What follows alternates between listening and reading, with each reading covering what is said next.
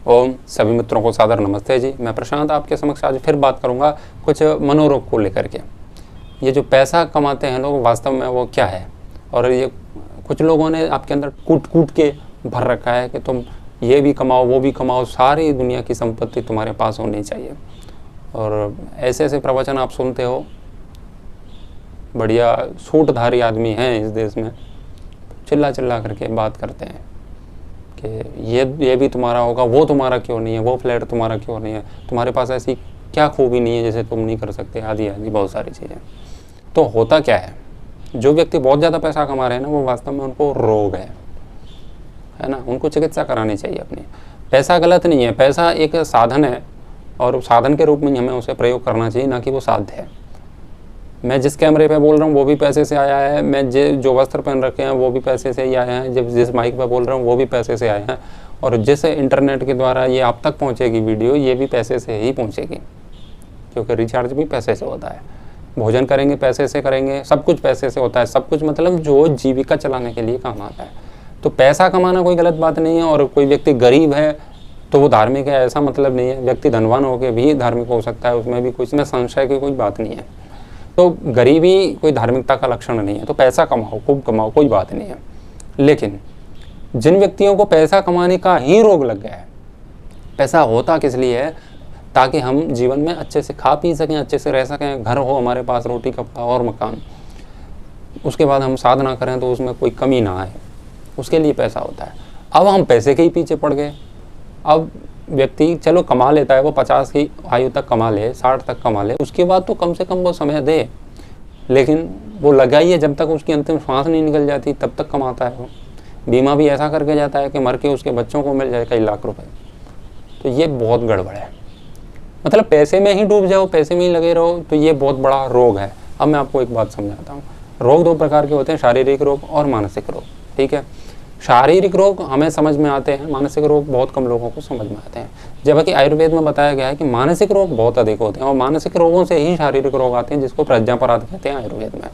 तो मानसिक रोग बहुत होते हैं, और मानसिक रोग से परिणाम बहुत भयंकर निकलते हैं, न कि शारीरिक रोग से।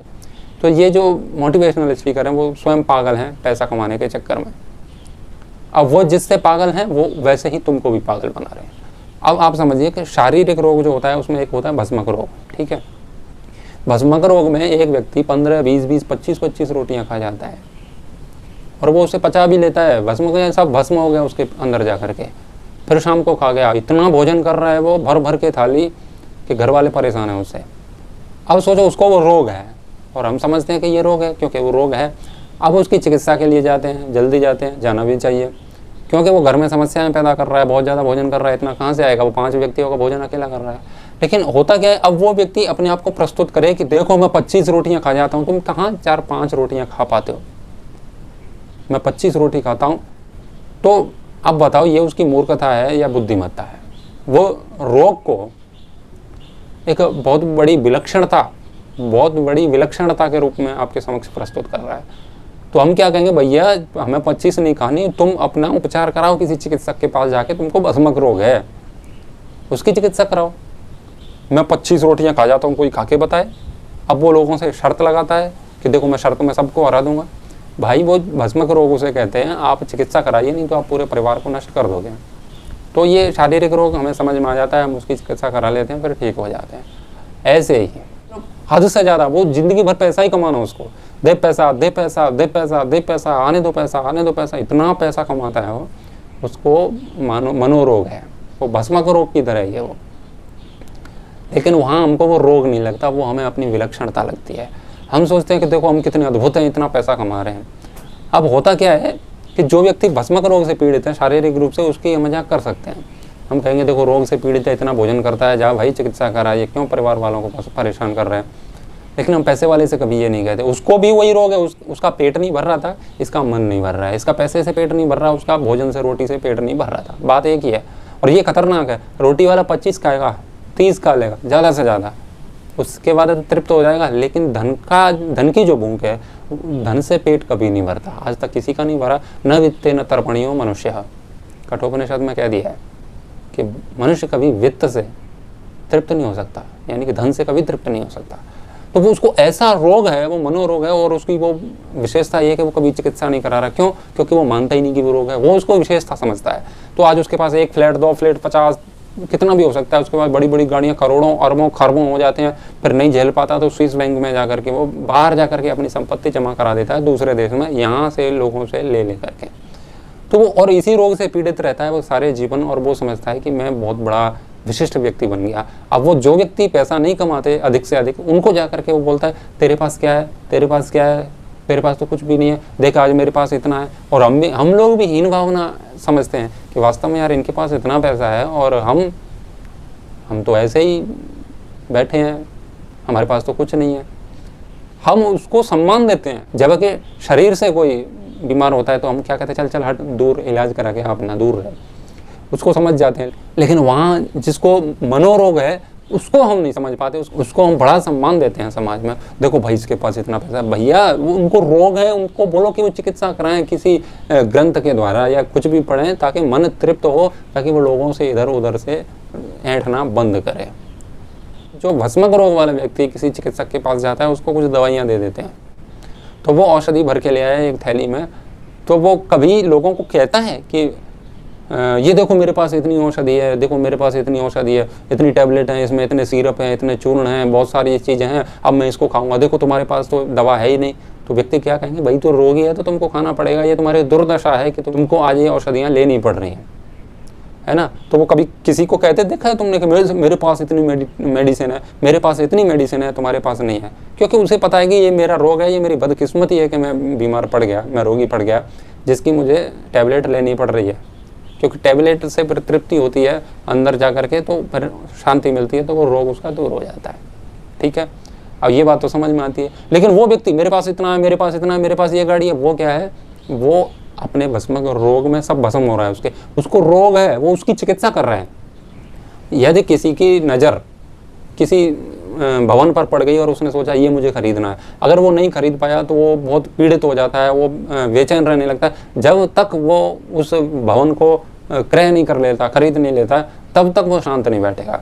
तो वो जो भवन उसने ले लिया, तो मान लीजिए कि वो अब वो शांत हो गया, यानी कि वो टैबलेट थी उसकी मन को शांत करने की, मन उसका अशांत हुआ, तो उसने सोचा इसको खरीद लो तो शांत हो जाएगा, तो उसने उसको खरीद लिया और वो शांत हो गया थोड़ी देर के लिए। अब वो दूसरा भवन देखेगा, फिर वो आगे बढ़ेगा। तो उसने वो जो भवन खरीद लिया, फिर वो उसको क्या कहता है, मन का वो उसकी औषधि है मन को शांत करने की, मन का जो पागलपन है ना उसको वो शांत कर रहा है। अब उसको समाज में वो प्रस्तुत करेगा, देखो मेरे पास ये बिल्डिंग, मेरे पास ये बिल्डिंग। अप्रत्यक्ष रूप से वो कह रहा होता है वास्तव में मेरे पास इतनी मेडिसिन है, देखो। लेकिन ये मेडिसिन हमें समझ में आती है कि ये पागल हो गया है, मानसिक रूप से मेंटल हो गया है, इसकी दवा लेकर के आया है, वो हम समझ जाते हैं, है ना। क्योंकि व्यक्ति कपड़ा फाड़ने लगता है ना, तो हम समझते हैं कि ये पागल है, तो पागल तो है, उसकी जो मेडिसिन होती है उसे हम कहते हैं ये पागलपन की दवा है इसकी, तो भैया ये खाएगा तो ठीक हो जाए। लेकिन वो व्यक्ति भी पागल है जो धन के पीछे पागल है, और धन का पागल शारीरिक रूप से बड़ा पागल होता है, क्योंकि वो कितनों को कंगाल करेगा, कितनों को लूटेगा, वो धन के चक्कर में तुम सोच नहीं सकते। पूरे विश्व को बर्बाद कर देने वाले लोग हैं इस विश्व में, जो पूरे संसार की संपत्ति पर कब्जा करना चाहते हैं, जिसी के कारण तो आज इतनी भुखमरी और गरीबी है, क्योंकि वो तुम्हारा हिस्से का पैसा उनके पास है आज। तो वो मेडिसिन है उनकी पागलपन की। आप उनके लिए प्रभु से प्रार्थना करो कि भाई इनका रोग जल्दी से ठीक हो जाए, है ना। लेकिन तुम स्वयं हीन भावना से ग्रसित हो कि ये रोग मुझे क्यों नहीं लगा। भाई वो रोग है, तुम ये कामना मत करो अपने लिए, है ना। वो सबको दिखाता फिर रहा है, मेरे पास ये गाड़ी है, मेरे पास ये है, मेरे पास वो। भाई वो उसकी मेडिसिन है, उससे वो उसका मन शांत हो रहा है, क्योंकि अंदर से मन है ना उसका भिखमंगा है। गरीब कौन है? जो तृप्त नहीं है। ऐसे समझिए कि 2 भाई हैं, उनमें से एक भाई को नशा करने की आदत नहीं है और एक को शराब पीने की आदत है। तो एक व्यक्ति 5,000 रुपये महीना कमाता है, जो नशा नहीं करता, वो अपना जीवन चलाता है। एक व्यक्ति 40,000 रुपये महीना कमाता है, उसका भाई, लेकिन उसको शराब पीने की, मांस खाने की, गाड़ियों में घूमने की आदत है उसको। वो कहता है कि देख जितना तू कमाता है उसकी तो मैं शराब पी जाता हूँ। तो वो उसको रोग है, वास्तव में वो उसकी कोई मान्यता नहीं है। अब दूसरा व्यक्ति हीन भावना न लाए, वो यही सोचे कि इसको आदत है शराब पीने की, मुझे नहीं है, तो शराब मुझे नहीं पीनी इसीलिए मैं नहीं कमाता। जिनको शराब पीनी है, जिनको ऐश और मौज करनी है, वो करें और कितना भी कमाए, उससे समस्या क्या है। तो जिनकी इच्छा है, जिनकी कामनाएं बहुत हैं, उनको तो राजी नहीं कर रहा है जी, जबरदस्ती उनको तो कमाना पड़ेगा। वो किसी पर उपकार नहीं कर रहे और वो उनकी कोई विशेषता नहीं है, उनकी कामनाएं इतनी है कि वो तृप्त नहीं हो पा रहे। तो जिस व्यक्ति की कोई कामना नहीं है उसको ज़्यादा कमाने की आवश्यकता ही नहीं है, उसको शराब की कोई लत है ही नहीं, उसको अन्य बेकार की कामनाओं की पूर्ति की कोई इच्छा ही नहीं है उसकी, क्योंकि उसकी कोई ऐसी कामना ही नहीं है। तो उसके लिए हमें हीन भावना लाने की कोई आवश्यकता नहीं है। तो ऐसी ऐसी बातें आपको बताई जाती हैं कि और कमाओ, धन के पीछे पागल हो जाते हैं। अंतिम में क्या होना है, शांति चाहिए ना हमें। एक धनवान व्यक्ति ने किसी वैसे व्यक्ति से आकर के कहा जो संतुष्ट था अपने जीवन से, उससे आके कहा कि तुम यहाँ बस इतना ही करते हो, 2-4 घंटे मेहनत करते हो, उससे तुम्हें भोजन मिल जाता है, तुम्हारे ऊपर छत है, तुम्हारा काम चल रहा है, लेकिन इससे क्या होता है, तुम बाकी समय में क्यों बैठे रहते हो। तो उसने कहा मैं क्या करूं तो बताओ। तो उन्होंने कहा एक दुकान खोलो। मैंने कहा इससे क्या होगा। उन्होंने कहा कि इससे जो इनकम होगी उससे और दुकान खोलोगे, फिर उससे क्या होगा, उससे बड़ी फैक्ट्री हो जाएगी, फिर उससे क्या होगा कि तुम सब इंटरनेशनल व्यापार करोगे, फिर उससे क्या होगा कि उससे तुम्हारे पास बहुत सारा पैसा आ जाएगा, फिर क्या होगा कि उस पैसे को बिजनेस में लगा दो, फिर तुम्हारे पास और पैसा आ जाएगा। फिर उसने कहा उससे फिर क्या होगा, उसने कहा फिर आराम से बैठ के खाना। तो उसने कहा कि इतना कुछ करूँगा मैं तब जाके आराम से बैठ के खाऊँगा। तो वो आराम से बैठ के तो मैं अभी खा रहा हूँ, तब घुमा फिरा के क्यों ला रहे हो मुझे। इतना कमाओ, उससे ये होगा, उससे होगा, उससे ये होगा, उससे ये होगा, फिर वो करके फिर मैं आराम से बैठ के खाऊंगा। तो मैं तो अभी भी बैठ के खा ही रहा हूँ, 4 घंटे मेहनत करता हूँ, उसमें मेरे लिए खाने पीने की व्यवस्था हो जाती है, मेरा परिवार चल रहा है और मैं खुश हूँ, एकदम प्रसन्न हूँ, शांत हूँ, क्या समस्या है। तो लोग घुमा फिरा के ला रहे हैं शांति, मतलब वहाँ जाएंगे और वहाँ से सोच रहे हैं कि शांति, लेकिन वहाँ चले गए ना तो फिर वो शांति आएगी भी नहीं। क्योंकि तुम बता दो आज कोई ऐसा व्यक्ति है जिसने खूब कमाया फिर वो शांत बैठ गया हो, क्योंकि पैसे कमाने की जो बीमारी है वो बहुत भस्मक रोग से भी बहुत खतरनाक है। व्यक्ति मरते मरते मर जाता है लेकिन वो कभी शांत बैठ नहीं पाता है। तो कहाँ मिली उसे शांति। तो हमें हमारा जीवन मिला है साधना के लिए, तो साधना के लिए जितना पैसा चाहिए, यानी कि हमें जीविका चलाने के लिए, परिवार चलाने के लिए, उतना हम कमाएं। या फिर बहुत ही ज़्यादा कमाना है तो फिर कमाओ उस दृष्टि से कि हम बहुत धन कमाएंगे, उसको लगाएंगे धर्म के क्षेत्र में, गुरुकुल खोलेंगे या बहुत कुछ धर्म के लिए हम कुछ भी कर सकते हैं, तो उसमें लगाएंगे, तब आप कमाइए, वो भी प्रसन्नता के साथ है। अगर उसमें बाधा हो रही है कि साधना नहीं हो रही और जीवन का लक्ष्य भटक गए, तब तो वो गलत ही है। स्मृतिकार कहते हैं, यात्रा मात्र प्रसिद्ध्यर्थम स्वयं कर्म भिर्गर हितैहि अक्लेशेन शरीरस्य कुर्वीत धन संचयम। अर्थात जो जीवन की यात्रा है तो उस यात्रा के लिए जितना धन चाहिए उतना कमाइए जिसमें हमें कष्ट ना हो और हमारी साधना चलती रहे, यानी कि अक्लेश है ना, बिना क्लेश के जितना हमें प्राप्त हो जाता है उतना धन संचय करें। तो जीवन की यात्रा जिससे चलती रहे। तो जीवन मिला है ब्रह्म की प्राप्ति के लिए, ना कि धन प्राप्ति के लिए। पिताजी ने अपने बेटे को बाइक पकड़ा दी कि बेटा जाओ सब्जी मंडी और सब्जी लेके आओ। अब वो चला गया बेटा बुलेट पे बैठ के। अब बुलेट की आवाज़ उसे पसंद आ गई, धड़ धड़ धड़ धड़ कर रहा है, लोग उसकी ओर देख रहे हैं, आकर्षित हो रहे हैं। अब वो सब्जी मंडी भूल ही गया कि मुझे कहाँ जाना है। अब वो गाड़ी इधर, उस गली से उधर, उस गली से उधर, बस ऐसे ही ऐसे धड़ धड़ धड़ करके घूम रहा है, फालतू का पेट्रोल जला रहा है, गाड़ी को पुरानी कर रहा है, कटारा कर रहा है, और जिसके लिए पिताजी ने भेजा था वो भूल गया। यही स्थिति हमारी है। हमें परमात्मा ने शरीर दिया, ये बुलेट हमको दी, अब इसको घुमा रहे हैं इधर उधर, जिसके लिए भेजा था वो कर नहीं रहे, साधना कर नहीं रहे, परमात्मा की प्राप्ति के लिए कोई यत्न कर नहीं रहे, बस इधर उधर घूम रहे हैं और पैसा कमा रहे हैं। खूब सारा पैसे के पीछे पागलपंती बढ़ती जा रही है और उससे लोग आकर्षित हो रहे हैं। जैसे वो गाड़ी की आवाज़ पर लोग आकर्षित होते हैं, वैसे ही हमसे लोग आकर्षित हो रहे हैं, हमें उसी में आनंद है। तो गाड़ी खटारा कर रहे हैं, यानी शरीर पूरा नष्ट कर रहे हैं उसी के चक्कर में, और अपने जीवन के मूल उद्देश्य से भूल रहे हैं। तो आप उनके लिए प्रभु से प्रार्थना करो कि उनको रोग जो लगा है उसकी तृप्ति उनको जल्दी से हो जाए। और हाँ, एक बात और कहूँगा बस, किसी ने मुझे कहा था, विवेक बिंद्रा को विश्व में लोग सुनते हैं, फॉरेन में लोग सुनते हैं, विदेश में लोग सुनते हैं, तुम जैसे लोगों को केवल इंडिया में लोग सुनते हैं। तो मैं आपसे बड़े ही विनम्रतापूर्वक कह देना चाहता हूँ कि ऐसे लोगों को विदेश में ही सुने तो अच्छा है, उन लोगों की यहाँ सामर्थ्य भी नहीं है सुनने की, क्योंकि ऐसे लोगों को सुन रहे हो। उसने कहा था कि अकबर महान है, सुन लेना वीडियो, अकबर की इतनी प्रशंसा संभवतः इतिहास में भी किसी ने ना कर पाई हो या आज तक किसी ने ना की हो, उतनी विवेक बिंद्रा ने अपने वीडियो में अकबर को महान बताया था।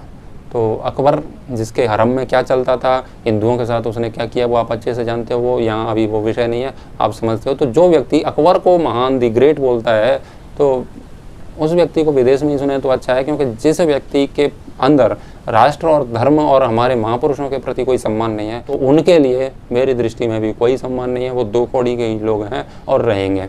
आपको सुनना है उनको सुनिए, कोई समस्या नहीं है, मुझे क्या समस्या होगी। लेकिन आपके जीवन में बहुत सारी बाधाएं आएंगी। जो भी लोग आपको पैसे के लिए पागल बनाते हैं, जो आपको आपके जीवन के उद्देश्य से भटकाते हैं, आप बेशक भटकते रहिए, लेकिन अंत में आपको पता चलेगा कि उस व्यक्ति ने आपको गलत शिक्षा दी। तो किस व्यक्ति को कितने लोग ज़्यादा सुनते हैं और कहाँ सुनते हैं, वो ये कोई महत्वपूर्ण कोई बिंदु नहीं होता है। सुनने को तो सबको सुनते हैं लोग, भारत के भी संतों को, बहुत सारे संतों को विदेश में लोग सुनते हैं, और तो ये कोई मतलब नहीं होता कि विवेक बिंद्रा को ही वहाँ सुनते हैं। तो वो व्यक्ति आपको कुछ भी बोलता है, कैसे बोलता है, वो मुझे कोई मतलब नहीं है। आप समझिए बात को, मैंने जो बोला है उससे मिलान कीजिए कि वो वास्तव में आपको उस मानसिक रोग की ओर धकेल रहा है या नहीं धकेल रहा है। नहीं है तो कोई बात नहीं, ठीक है तो ठीक है, आप बुद्धिमान तो हो ही, विचार कीजिए। धन्यवाद। ओम।